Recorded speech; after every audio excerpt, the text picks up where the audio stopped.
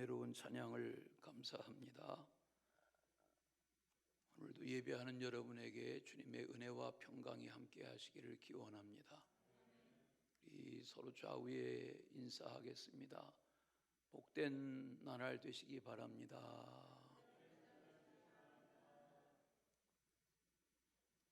어느 학교의 급훈 중에 엄마가 다 보고 있어, 그런 급훈이 있다고 그럽니다.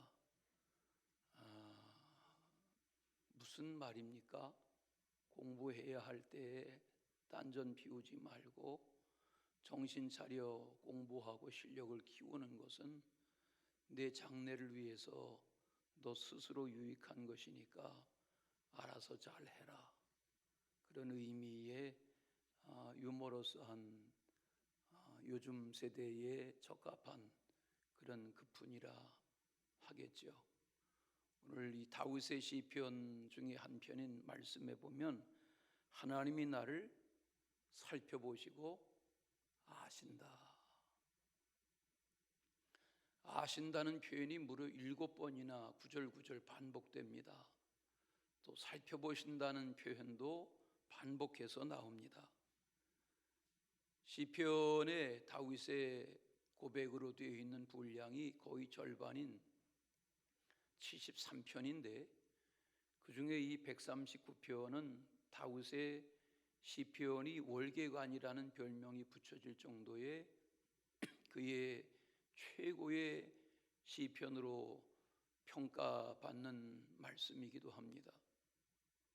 우리는 시편 23편을 많이 알지만 이 139편은 가만히 전체의 내용을 들여다보면 왜 그런 평가를 받았겠다 하는 것을 알 수 있습니다. 이 시편은 다윗이 젊어서 고백한 시가 아니라 늙음하게 세상을 살 만큼 산 후에 고백한 시편일 것이다 라고 말합니다. 다윗은 70살에 주님의 품에 안겼습니다. 30살에 왕이 됐습니다. 40년 동안 왕으로 지내다가 세상을 떠났습니다. 아시는 대로 다윗은 고난이 많았던 사람입니다. 그는 살아온 옛 이야기를 하라면 많은 체험을 가졌던 인물이 다윗이지요. 한순간도 그는 편할 날이 없었습니다. 그런 가운데서도 그는 하나님이 임재하시고 현존하시는 하나님의 실존을 보았고 동행하시는 하나님의 손길을 늘 체험하며 살았던 인물이 다윗입니다. 사실 오늘날 우리도 마찬가지죠. 믿음의 눈으로 보면 우리의 모든 일상에 주님의 손길을 얼마든지 느낄 수가 있지요. 다윗은 하나님을 믿는 가정에서 나서 자랐지요. 베들레헴의 이새의 가정에서 신앙의 가정에서 나서 자랐죠. 그는 늘 하나님을 의지하는 믿음으로 성장기를 보냈죠. 그런 그의 중심의 생각, 그의 마음을 다스리는 분이 하나님이셨지만 하나님에게서 멀어질 때 범죄하고 타락하고 말았습니다. 그러므로 하나님을 가까이 하며 산다는 것은 매 순간 주님을 나의 삶의 주권자로, 나의 삶의 주인으로 모시고 사는 것이 주님과 더불어 사는 생활이 맞지요. 전능하신 하나님을 인정한다고 하면 우리가 기도하는 그 기도의 내용이 살아계신 하나님을 향한 기도가 맞다면 오늘 우리의 일상이 기도와 동떨어진 삶을 살아서는 안 되는 거지요. 오늘 분량이 24절인데 다 읽지 못했습니다마는 간략히 먼저 들여다보시면 시작되는 부분부터 6절까지의 내용은 우리의 모든 것을 하나님은 아신다. 어려운 말로 하면 전지성이죠. 하나님은 전지하시다. 또 7절부터 12절까지를 읽어보면 하나님은 어디나 계시다. 무소부재하다는 말이죠. 또 13절부터 18절까지를 보면 하나님은 전능하시다, 못하시는 일이 없으시다. 19절부터 마지막 부분까지는 악에 대하여 심판하시고 하나님을 의지하는 선인의 앞길을 하나님이 인도하시며 구원하신다, 은혜 베푸신다, 그런 내용으로 되어 있습니다.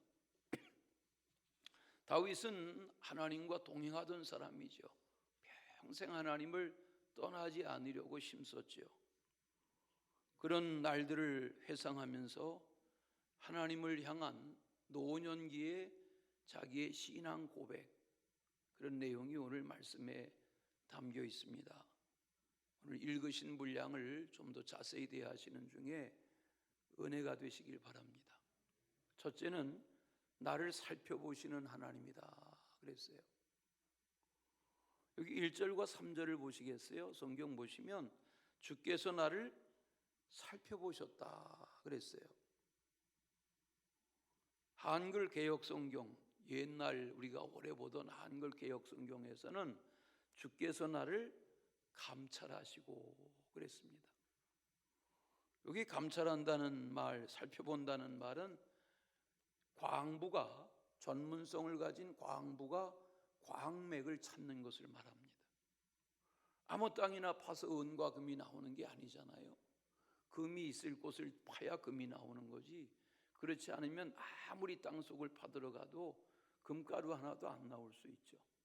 전문 광맥을 탐색하는 이들은 찾을 만한 곳을 찾는 거죠. 살피는 것입니다.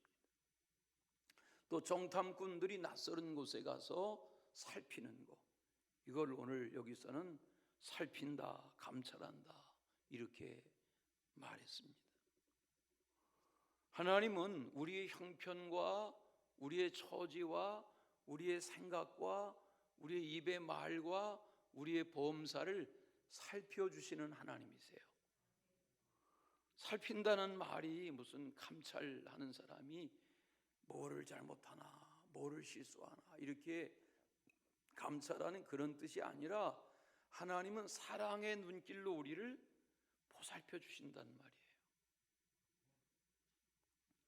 어느 순간이라도 아기를 키우는 유모는 뭐 친어머니가 키우든 할머니가 키우든 어느 유모의 손길을 통해서 키우든 자라나는 한창 손길이 필요할 때 아기를 키우는 유모의 손길과 눈길은 24시간 뗄 수가 없습니다. 특히 구강기 때에는, 아시죠? 구강기, 어린 아기들이 자라날 때 뭐든지 다 입으로 집어넣는 때가 있잖아요. 이때에는 정말 그 키우는 엄마나 유모가 이 아이에게서 눈길을 떼는 순간에 큰 문제가 생길 수 있습니다. 그러니까 아기를 키우는 일이 어려운 거죠. 뭐 손주가 올 때 좋지만 갈 때도 좋다는 말은, 손주를 괜히 손주 왔는데 와가지고선 이마에다 훈장 붙이고 가면 좋겠어요. 그러니까 계속 손길이 가야 하는, 이것이 살피는 것입니다. 하나님은 우리를 어쩌다가 돌아보시는 분이 아니라 사랑의 눈길로, 사랑의 손길로 보살피시는 하나님이세요. 그러므로 신앙생활이라는 것은 그 하나님의 손길, 하나님의 눈길을, 보살피심을 깨닫는 거죠. 에덴 동산의 아담과 하와는 하나님의 그 보살피시는 눈길에서 벗어났기 때문에 범죄한 거죠.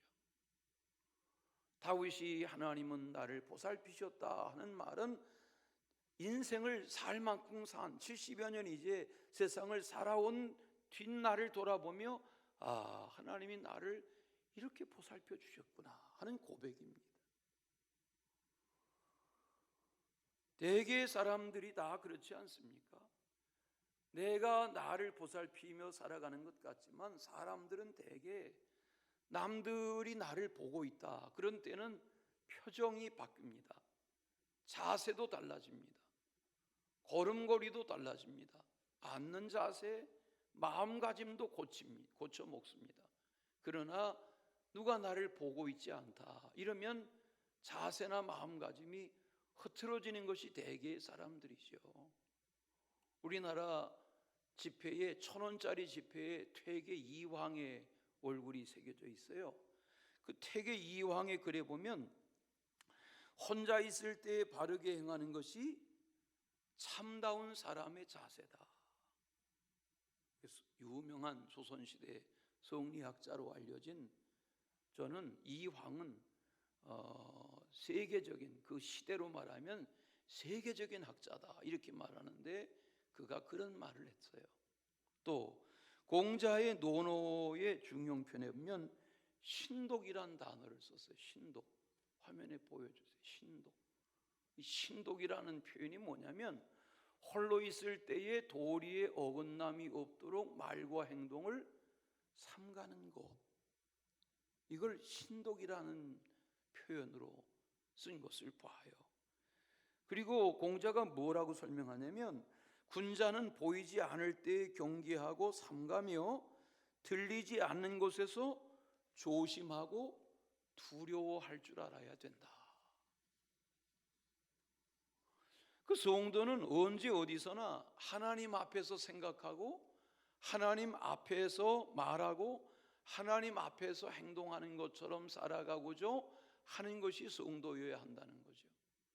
왜냐하면 다윗은 지난 날을 돌아보면서 하나님이 나를 하나님의 눈으로 보살펴 주셨다 이렇게 고백하고 있잖아요. 이 신앙은 신전의식 늘 강조하지만 신전의식을 갖는 거죠. 하나님 앞에서라는 코람데오의 마음가짐을 가지고 사는 것이 보살피시는 하나님 앞에서 사는 생활인 거죠. 아이성 전투가 벌어졌습니다. 3,000명의 정예화된 군대를 이끌고 나갑니다. 전쟁 명령이 무엇입니까? 진멸하고 취하지 말아라. 탐심 갖지 말아라. 그런데 아간이 범죄했습니다.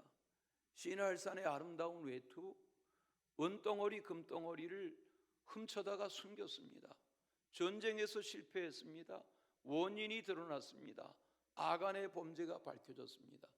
아간과 아들과 딸과 소와 양과 약대와 그가 살던 장막과 그의 집안의 모든 살림살이를 다 아골골짜기로 끌고 갔습니다. 그리고 돌로 치고 불태워서 죽이고 흔적을 없앴습니다. 그 장면을 쭉 읽다가 보면 거기 하나님의 맹렬한 진노가 멈추었다. 이 출애굽 여호수아 7장에 나오는 얘기입니다. 하나님의 보살피심을 거스린 자의 삶을 하나님이 진노하셔서 심판하고 나니까 그때야 하나님의 진노가 멈추었다 이렇게 말합니다. 반면에 날마다 순간마다 범사에 하나님이 살피신다, 하나님이 보살피신다, 하나님이 함께 하신다는 생각을 가지고 산 사람이 창세기의 요셉입니다. 하나님이 보시지, 하나님이 하시지, 하나님이 함께 하시지, 이렇게 산 사람이 요셉이 아닙니까? 그런 저가 유혹을 피하고 억울함을 피하고 감당하고 살 때에 일순간 하나님이 그를 높이셔서 애굽의 바로 왕의 곁에 두시죠. 하나님이 우리의 생각과 삶을 살펴보신단 말이에요. 우리가 선을 행하되 낙심하지 말지니 피곤하지 아니하면 때가 이름에 거두리라 라는 갈라디아서 6장 9절의 말씀이 뭐예요? 왜 세상을 편법으로 악행으로 살지 않고 선하게 살아야 하는 거예요? 선하게 살려면 안 될 수도 있죠. 평생 안 될 수도 있죠. 그러나 우리는 하나님이 하신다 하고 선한 편에 서서 사는 것이 하나님의 사람의 모습이어야 하는 거지요. 예수님 당시의 바리새인과 서기관들은 금식하는 일, 기도하는 일, 무슨 11조를 드리는 일 철저한 사람들이었습니다. 그런데 왜 회칠한 무덤이라고 주님이 책망하십니까? 왜 와 있을진저라고 책망하십니까? 저들은 종교인으로 살았단 말이죠. 남들이 보는 앞에서 금식하고 보는 길거리에 서서 기도하고 내가 이렇게 하나님의 율법을 지킨다고 11조하고 그런 하나님을 의지하고 하나님 중심의 삶을 사는 게 아니라 자기들의 의의를 드러내는 우리는 달라, 이런 모습이 바리새인들의 모습이고 서기관들이었단 말이죠. 예수님 비유로 말씀하시잖아요. 성전에 들어가서 기도하는데 바리새인은 다 공치사하는 기도에 난 이거 했고 하나님 난 이걸 했고, 그러나 비천한 한 여인이 하나님 앞에 울면서 기도해요. 하나님, 저는 고개를 들 수 없는 비천한 여인입니다.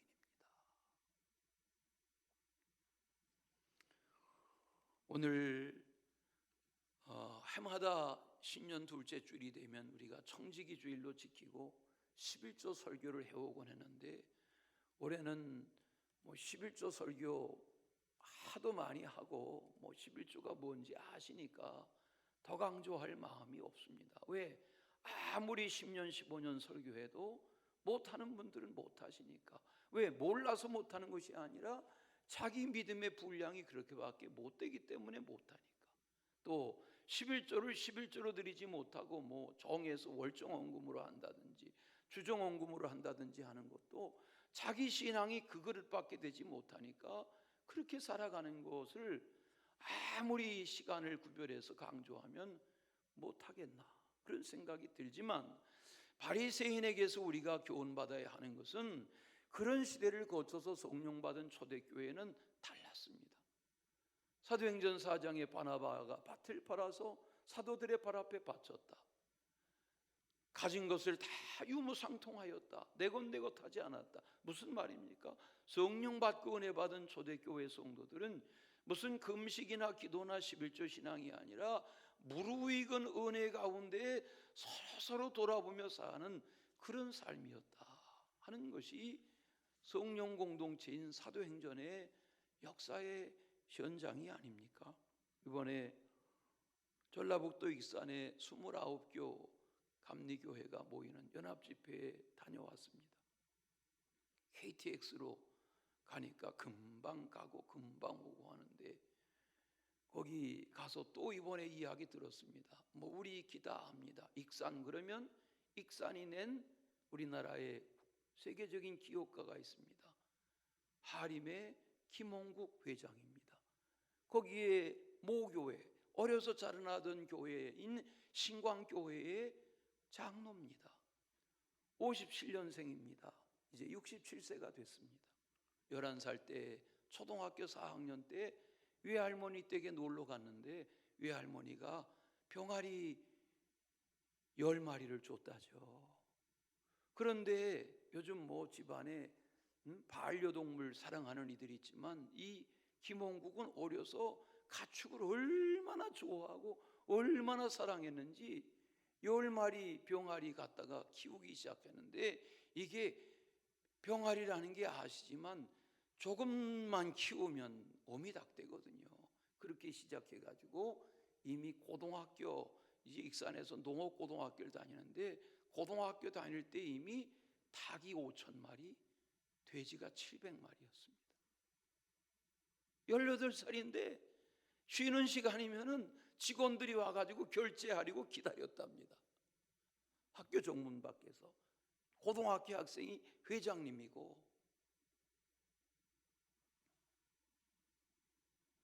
황동농장이라는 그 18살, 19살 때 시작한 양계업, 양돈업이 오늘날 하림의 모체가 된 겁니다.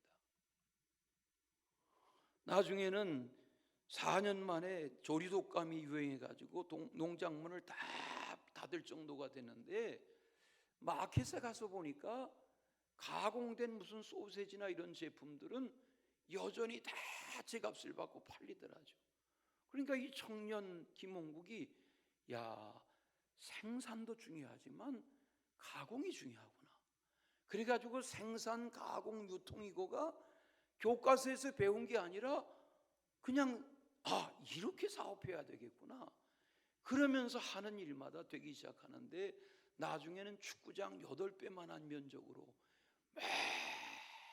축사들이 엄청나게 커지고 그러는데 IMF를 맞고 조리독감이 번지고 이러면서 이제는 다 끝났다 이러는데, 그가 국제금융공사 IFC에 투자 유치를 위한 서류를 접수하고 IMF 때 그렇게 하는데, 실사팀이 한국에 날아와서 하림의 현장을 둘러보고 우리나라 기업 최초로 국제금융공사가 투자를 결정했다. 그래서 하나님 하며 자라나는데, 병아리 10마리 가지고 키워둔 자라난 이 아이가 세계적인 기업가가 됐단 말이에요. 이번에 얘기 들으니까 익산 신광교회는 교회 터가 15,000평인데 그 익산 시내에 이 김홍국 회장 장로님이 자기 아파트 지으려고 아파트 지으면 뭐 노른자위니까 수백 세대 아파트 지으려고 했던 땅을 교회에 기증하면서 어마어마한 땅에 한강 이남에 가장 지붕이 큰 예배당이라고 그래요. 여러 해 전에 전해부흥회 갔을 때 한번 가봤습니다만 설명할 수가 없습니다. 그런 대지를 교회에 봉헌하고 교회 건축에 앞장서고 그랬던 김홍국 장로님이 최근에는 HMM이라는 해운 기업을 지난 연말에 인수하지 않습니까? 이 HMM이 뭔가 들여다보니까 이게 해운업이라는 것이요, 그 배 중에 알헤시라스라는 배는 선적을 6.1m짜리 컨테이너를 24,000개를 동시에 실는데 이 배의 길이가 자그마치 400m입니다. 한 번 바다를 건너서 유럽에 다녀오면 소나타 3,400대를 생산한 것 같이가 재화가 창출된답니다. 11살 때에 외할머니의 손물 하나를 알아들었던 병아리 10마리가 오늘날의 하림을 만들었는데, 그가 이렇게 말합니다. 나로 나되게 보살펴 주시는 하나님의 은혜에 감사할 뿐입니다. 하나님은 보살피시는 하나님이세요. 아멘. 올 한해 우리 오늘 청지기 주일인데 11조 신앙 철저히 가지고 사십시다. 아멘. 하나님 앞에. 왜? 하나님은 보살피시고 보호하시는 하나님이시니까. 옆에 분에게 인사 좀 합시다. 11조 좀 떼어먹지 맙시다.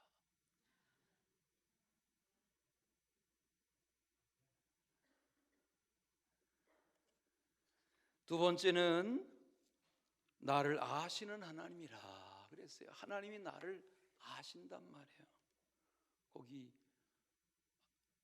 하림 나폴레옹 모자 좀 보여주세요. 하림 나폴레옹 모자.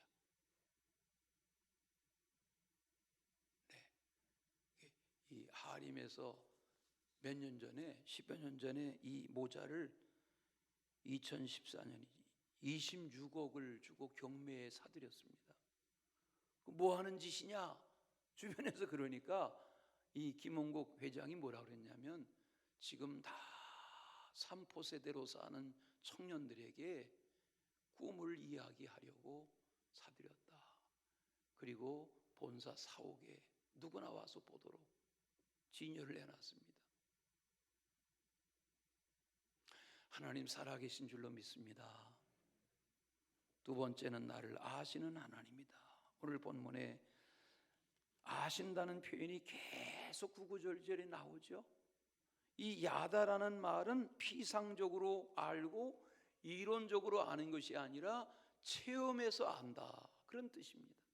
맛보아 안다, 체험해서 안다는 말입니다. 하나님은 나의 생각을 아시고 나의 체질을 아시고 나의 전부를 아십니다. 멀리서도 나의 생각을 아십니다. 하나님은 나의 안고 일어섬을 아십니다. 다윗의 고백대로 하나님은 나의 모든 행위를 아십니다. 하나님은 나의 혀의 말을 아십니다. 알지 못하는 것이 하나도 없으십니다. 23절에 보니까 하나님은 내 마음을 아시고 뜻도 아신다 그랬습니다. 하나님은 나의 기쁨도 아시고 슬픔도 아시고 나의 고통도 아시고 즐거움도 아십니다. 하나님은 나의 모든 것을 아십니다. 13절에 보시면 하나님은 나의 모태에서부터, 어머니의 모태에서부터 나를 만드시고 내 내장을 지으신 분이시다. 하나님이 나를 지으시기 전부터 아신단 말이에요. 14절에 보니까 하나님은 나를 심히 기묘하게 지으셨다. 한글개역 성경에 보니까 하나님이 나를 지으심이 신묘막측하다 그랬습니다.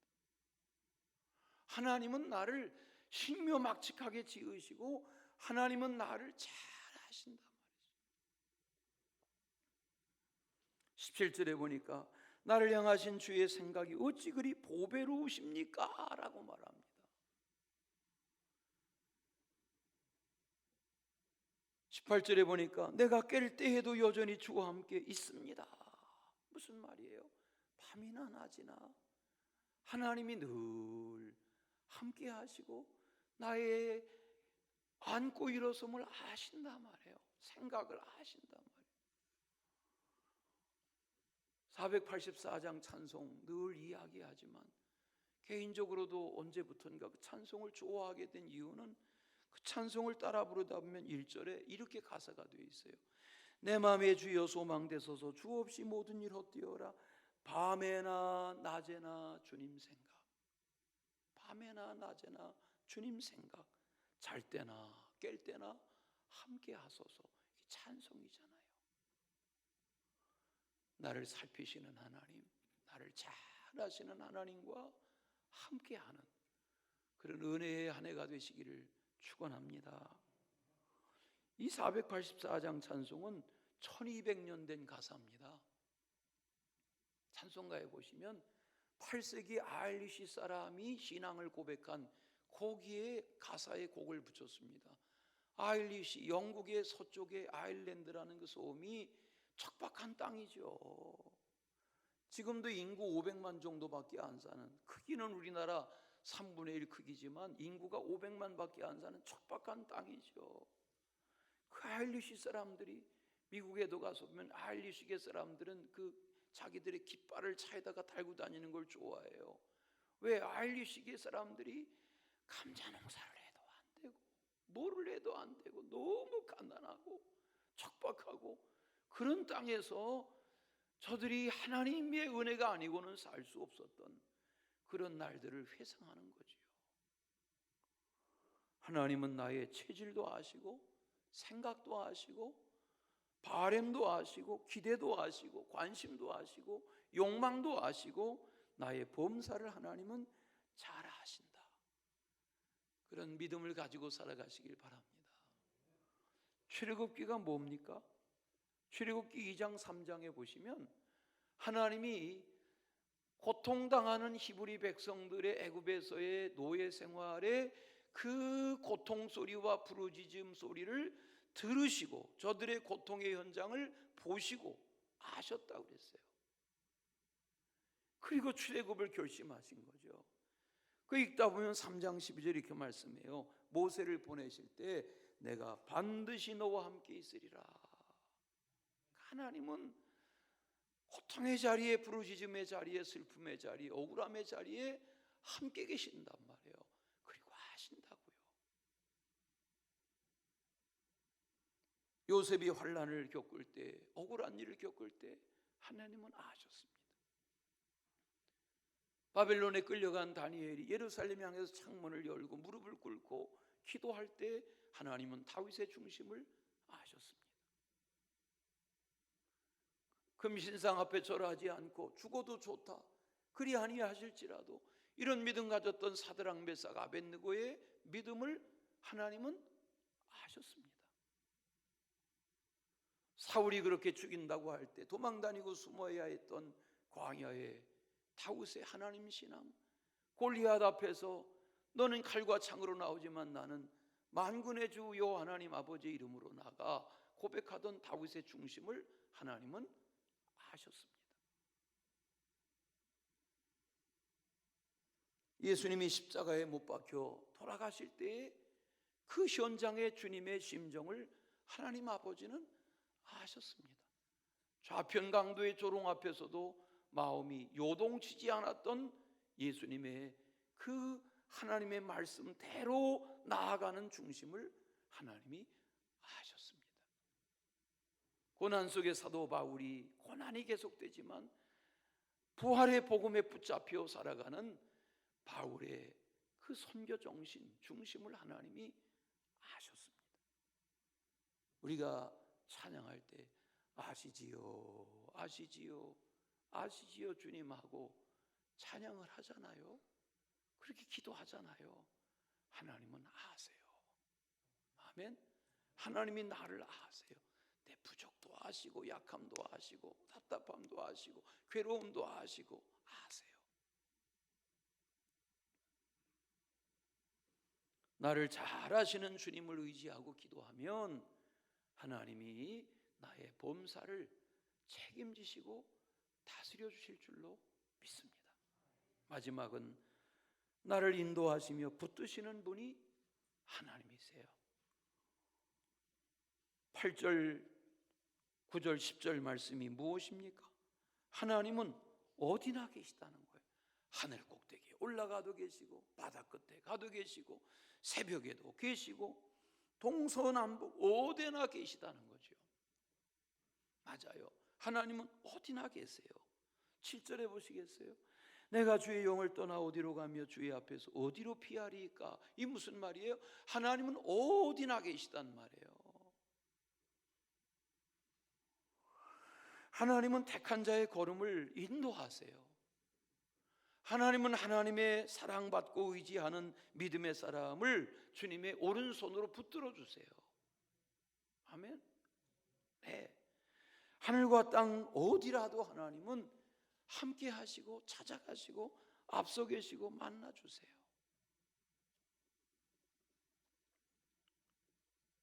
아마 다윗이 부르던 당시의 찬송 중에 지금 우리가 부르는 401장 찬송이 있었다면 다윗도 401장 찬송을 즐겨 불렀을 것 같아요. 그 401장 찬송가에 보면 이렇게 찬송합니다. 2절에 피난처인 예수여 세상 물결 험할 때 크시는 애배 부사 나를 숨겨 주소서. 주여 주여 나를 인도하소서. 빠른 세상 살 동안 주여 인도하소서. 하나님 인도해 주시기를 바라는 마음, 이게 오늘 말씀의 다윗의 마음 아닙니까? 살아오며 보니 하나님이 인도하셨고 하나님이 오른손을 붙들어 주셨다. 올 한 해와 앞날의 생애가 절대 하나님 의지하는 믿음 되시기를 축원합니다. 오늘 말씀에 어제 밤늦게까지 말씀을 들여다보는데 마음에 확 닿는 표현이 있었어요. 거기 8절에 10절에 거기서도라는 표현이에요. 거기서도가 뭐예요? 하나님은 안에 계신 곳이 없으시단 말이에요.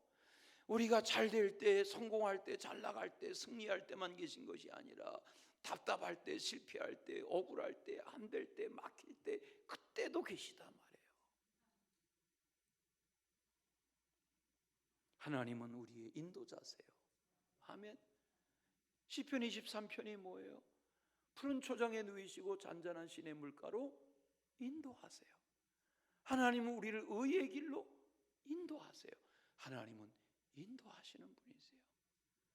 우리가 배낭 메고 그냥 혼자 여행할 수도 있지만 낯설은 나라 낯설은 도시 여행할 때 가장 효과적인 것은 그 도시를 역사적으로 문화적으로 풍습으로 제도로 그 도시를 가장 잘 해박하게 연구한 그런 가이드를 앞장세우면 열흘 동안 뒤져볼 거를 하루에 다 만족하게 누릴 수 있잖아요.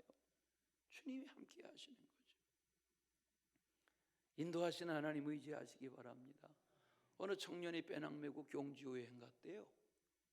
그래서 간단하게 점심에 회를 하려고 국밥집 들어갔대요. 그런데 신라국밥이라는 게 있더래. 그래서 경주는 희한한 국밥도 다 있다. 이왕이면 낯설은 신라국밥을 먹어야지. 값도 싸더래요. 그런데 시켜보니까 신라면에다가 공깃밥 하나 주더래요. 신라면국밥, 신라국밥 줄여서. 하나님이 함께 하시고 인도하시는 줄로 믿습니다. 사랑의 아버지 하나님, 소망의 나날로 살아가고자 하는 저희들을 이 한 해의 연초부터 붙들어 주셔서 주님의 도우심 속에 합당한 믿음으로 사는 주의 백성들 되도록 은혜 위에 은혜를 더하여 주시옵소서. 다윗의 하나님이 나의 하나님이심을 믿고 의지하며 예수님의 이름으로 기도하옵나이다. 아멘.